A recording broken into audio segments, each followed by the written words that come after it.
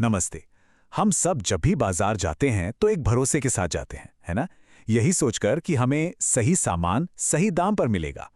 लेकिन क्या सच में हमेशा ऐसा होता है? खैर, अच्छी खबर यह है कि जब बाजार आपके साथ नाइंसाफी करे तो आपके पास कुछ बहुत ही मजबूत अधिकार हैं। तो आज हम यही जानेंगे कि ये अधिकार क्या है और इन्हें इस्तेमाल कैसे किया जा सकता है। ये तस्वीर आप देखिए, बाजार की सच्चाई को काफी अच्छे से दिखाती है। एक तरफ हैं बड़ी बड़ी कंपनियां और विक्रेता और दूसरी तरफ एक अकेला खरीदार। ये एक तरह का पावर इम्बैलेंस है, जहां एक ग्राहक अक्सर खुद को कमजोर और अकेला महसूस कर सकता है। सोचकर देखिए, शायद किसी दुकानदार ने एमआरपी से ज्यादा पैसे ले लिए हों, या कोई मिलावटी सामान हाथ में आ गया हो, या फिर कोई ऐसी चीज खरीदी हो जो कुछ ही दिनों में खराब हो गई। हम सब कहीं ना कहीं कभी ना कभी ऐसी सिचुएशन से गुजरे हैं। तो आज हम क्या क्या समझने वाले हैं? पहले तो बाजार में क्या दिक्कतें हैं, फिर इन दिक्कतों से लड़ने के लिए एक आंदोलन कैसे खड़ा हुआ। इसके बाद हम जानेंगे कि हमारे सुरक्षा, सूचना और चुनाव के अधिकार क्या हैं, और सबसे जरूरी बात, हम अपना हक यानी न्याय कैसे पा सकते हैं। तो चलिए शुरू करते हैं सबसे पहली और सबसे बड़ी समस्या से, बाजार में ताकत का ये जो असंतुलन है उससे। ग्राहकों का शोषण कई तरीकों से होता है, जैसे सही वजन से कम तौलना, एमआरपी से ज्यादा दाम वसूलना, खराब या मिलावटी सामान बेच देना, या फिर कुछ ऐसे चार्जेस लगा देना जिनके बारे में पहले बताया ही नहीं गया था। ये सब धोखेधड़ी के कुछ बहुत ही आम तरीके हैं। और ये मामला तब और भी गंभीर हो जाता है जब बड़ी और ताकतवर कंपनियां मार्केट में हेरफेर करने लगती हैं। जैसे कई साल पहले एक बहुत बड़ी कंपनी ने ये दावा करते हुए अपना बेबी पाउडर बेचा कि वो मां के दूध से भी बेहतर है। आप सोचिए, सालों की लड़ाई के बाद आखिरकार उस कंपनी को मानना पड़ा कि उनके दावे झूठे।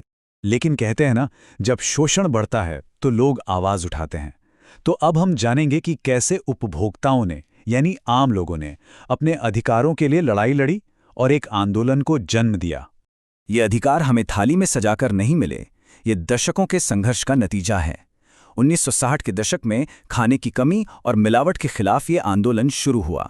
सालों के संघर्ष के बाद आखिरकार 1986 में सरकार ने एक ऐतिहासिक कदम उठाया और उपभोक्ता संरक्षण अधिनियम यानी कॉपरा को लागू किया।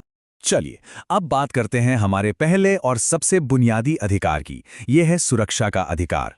ये सीधा सीधा हमारी जान और माल की सुरक्षा से जुड़ा है। इसका मतलब बिल्कुल साफ है। अगर कोई कंपनी कोई सामान या सर्विस बेच रही है तो उसकी ये जिम्मेदारी है कि वो सेफ हो। जैसे घर में प्रेशर कुकर होता है, उसमें एक सेफ्टी वॉल्व होता है ना? अगर वो खराब क्वालिटी का हो तो एक बहुत बड़ा हादसा हो सकता है। तो बनाने वाले की ये जिम्मेदारी है कि वो अच्छी क्वालिटी का हो। इस अधिकार की अहमियत रेजी मैथ्यू के केस से समझी जा सकती है। रेजी एक बिल्कुल स्वस्थ छात्र था। वो एक छोटे से टॉन्सिल के ऑपरेशन के लिए अस्पताल में भर्ती हुआ, लेकिन गलत तरीके से बेहोश करने की वजह से वो जिंदगी भर के लिए विकलांग हो गया। पर रेजी के पिता ने हार नहीं मानी। उन्होंने उपभोक्ता अदालत में केस फाइल किया और आखिरकार नेशनल कमीशन ने अस्पताल को लापरवाही का दोषी पाया और मुआवजा देने का आदेश दिया। ये मामला ये साबित करता है कि ये अधिकार सिर्फ कागज पर नहीं है, ये सच में न्याय दिला सकते हैं। सुरक्षा के बाद अब आते हैं वो अधिकार जो हमें एक समझदार और आज़ाद फैसला लेने की ताकत देते हैं। ये हैं सूचना पाने का अधिकार और चुनने का अधिकार। सूचना का अधिकार हमें किसी भी प्रोडक्ट के बारे में जरूरी जानकारी, जैसे उसकी कीमत क्या है, उसमें क्या क्या मिला है और उसकी एक्सपायरी डेट क्या है, यह सब जानने का हक देता है। वहीं चुनने का अधिकार ये पक्का करता है कि कोई हमें कोई खास सामान खरीदने के लिए मजबूर नहीं कर सकता। जैसे अगर कोई गैस डीलर नया कनेक्शन लेने पर साथ में चूहा खरीदने का दबाव डालता है तो वो आपके चुनने के अधिकार को छीन रहा है। जानकारी पाने का एक और बहुत मजबूत जरिया है 2005 का सूचना का अधिकार अधिनियम यानी आरटीआई।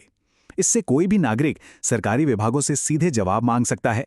जैसे अमृता नाम की एक इंजीनियर ने आरटीआई का इस्तेमाल करके अपने इंटरव्यू के नतीजों के बारे में पूछा और आखिरकार उन्हें अपना अपॉइंटमेंट लेटर मिल गया। चुनने के अधिकार की ताकत अभिरामी की कहानी से पता चलती है।